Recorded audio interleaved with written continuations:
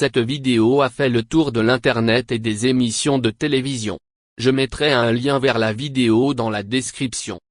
Les propos de la femme de gauche ont bouleversé et mis en colère de nombreuses personnes. Les femmes que vous voyez sont à la fois riches et âgées de plus de 40 ans. Cela n'a pas d'importance car je connais des femmes pauvres qui ont dit la même chose que la femme de gauche. La femme de droite a tenté d'expliquer pourquoi les propos de la femme de gauche étaient erronés.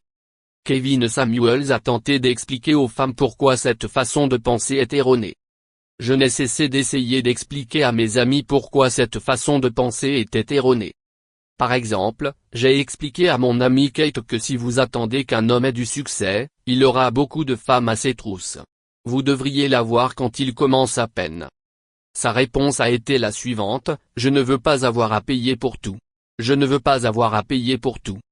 J'ai répondu en disant: s'il paie lui-même, cela signifie seulement qu'il n'a pas assez d'argent pour vous payer tous les deux. Vous ne payez pas pour tout.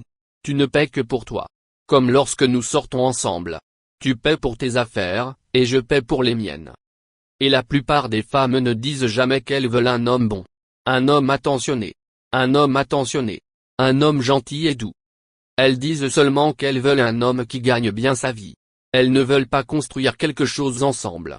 Elles veulent que l'homme ait tout avant de le considérer.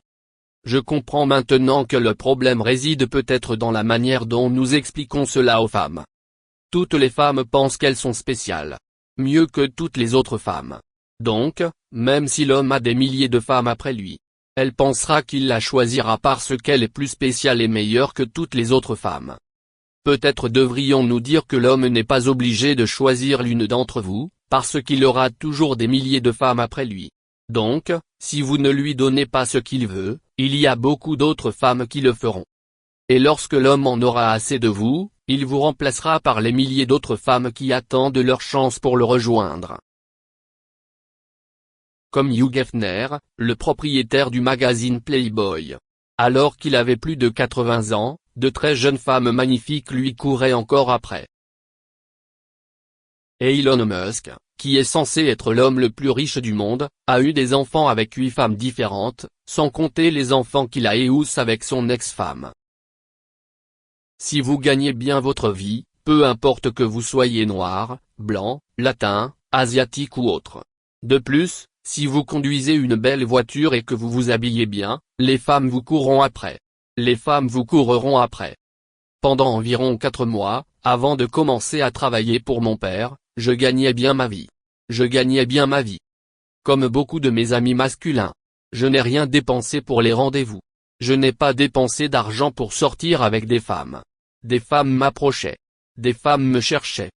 J'ai eu des relations sexuelles avec plus de femmes pendant ces 4 mois que pendant toute ma vie. Si j'avais réalisé ce qui se passait réellement à ce moment-là, j'en aurais profité. Je n'étais pas riche et je ne conduisais pas une voiture haut de gamme. Comme l'a dit l'une de mes amies à propos de mon ami Norman. Elle a dit, il y a quelque chose en lui. Les femmes le savent instinctivement. Ce que les femmes veulent et recherchent chez un homme n'est pas le même dans toutes les cultures. Depuis ma vidéo sur les hommes africains en Russie, mon autre vidéo sur les hommes noirs des États-Unis en Allemagne, et d'autres vidéos sur les hommes en Asie et dans d'autres pays. Ces femmes ne recherchent pas des hommes qui gagnent beaucoup d'argent ou qui gagnent plus d'argent qu'elles. La mentalité d'un homme qui doit bien gagner sa vie ou gagner plus d'argent qu'une femme n'est donc pas naturelle, pas normale. Depuis les années 70, le féminisme, à travers les magazines, les médias sociaux et d'autres sources, ont enseigné aux femmes que si elles n'obtiennent pas un homme aux revenus élevés, elles se contentent de peu. C'est une réflexion sur vous. Par conséquent, vous n'êtes pas spécial. Vous n'êtes pas assez bon. Dans les années 70, le féminisme poussait aussi au divorce. Il poussait à la révolution sexuelle. Dire aux femmes qu'elles peuvent faire tout ce qu'un homme peut faire, y compris avoir des relations sexuelles avec de nombreux hommes différents. Et dire aux femmes qu'elles n'ont pas besoin d'un homme. Elles sont fortes et indépendantes. Le féminisme veut que les femmes restent célibataires. En effet, tant qu'elles sont célibataires, les entreprises gagnent beaucoup plus d'argent avec les femmes célibataires qu'avec les femmes mariées. Dans ma vidéo intitulée Les féministes d'aujourd'hui ne s'intéressent qu'à l'argent, j'ai expliqué cela en détail. Cependant, Je n'ai pas traduit cette vidéo en portugais ou en vietnamien. Nous savons que les femmes noires obtiennent des diplômes universitaires plus rapidement que n'importe qui d'autre. Beaucoup d'entre nous le font. Comme nous le faisons. Nous obtenons ces diplômes de fin d'études, CJD, MD, PhD. Nous sommes également, avec les femmes latino, le groupe d'entrepreneurs qui connaît la croissance la plus rapide en Amérique. Selon une étude de Pew, les femmes gagnent désormais plus que les hommes. Sur les hommes gagnant leur vie dans 22 des plus grandes villes américaines. Y compris là où je vis, New York, Washington DC, etc. Je sais que vous avez dit qu'on ne peut pas enseigner à un homme ou lui dire comment être un homme. Je ne vous demanderai donc pas d'inculper des hommes dans cette question. Mais je veux que vous lui parliez. Comment les femmes doivent, je ne sais pas, nous positionner de manière à pouvoir être dans notre divinité. Pour que nous puissions avoir des couronnes correctes. Comment nous pouvons créer et non construire. Alors que certaines d'entre nous ont franchement l'impression que les hommes qui sont à leur disposition. Et je parle de tout le spectre des couleurs. Sur l'ensemble du spectre d'âge. Faites-moi confiance. Je les ai tous faits. Ils ne sont pas en mesure de protéger ou de fournir. En raison de certaines des statistiques dont nous venons de parler. Ils ne gagnent pas de revenus. Ils n'ont pas les ressources nécessaires. Et certains d'entre eux n'apparaissent même pas dans la liste des dirigeants. Sortiriez-vous avec un chauffeur de bus? Vous. S'il est propriétaire du bus. S'il en est le propriétaire. S'il est propriétaire du bus. Vous voyez. C'est un problème. C'est un problème parce que les normes et les conditions requises.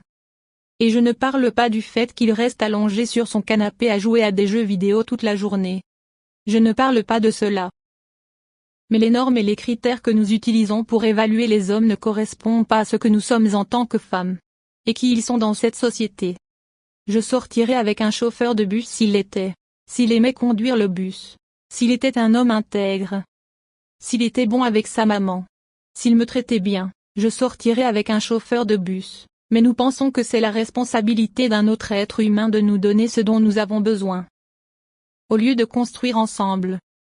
Je peux construire avec un chauffeur de bus. Je mettrai ma petite réserve de côté dans mon contrat de mariage.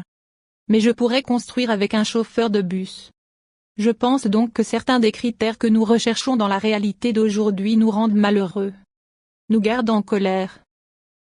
Maintient le déséquilibre de l'os. Et lorsque les hommes se présentent, nous voulons les battre parce qu'ils ne répondent pas à nos normes et à nos critères. Et ils ne fonctionnent pas bien aimés. Ça ne marche pas. Ce n'est donc pas qu'elle soit mauvaise ou erronée. Il est obsolète. Il est obsolète. Nous devons trouver une nouvelle façon d'être. Je ne crois pas qu'il faille porter un homme. Un homme doit se débrouiller tout seul. Mon fils a obtenu son premier emploi à l'âge de 9 ans. 9 d'accord. Parce que tu es un homme noir, tu sauras prendre soin de toi. Mais je pense que la façon dont nous la mesurons. Il est tout simplement obsolète. Je pense qu'il s'agit d'une analyse factuelle de tout ce que nous voulons, de tout ce que nous attendons, de tout ce qu'on nous a dit que nous allions obtenir. Nous devons examiner les chiffres et ce qui est disponible sur le marché. Vous n'avez donc certainement pas tort.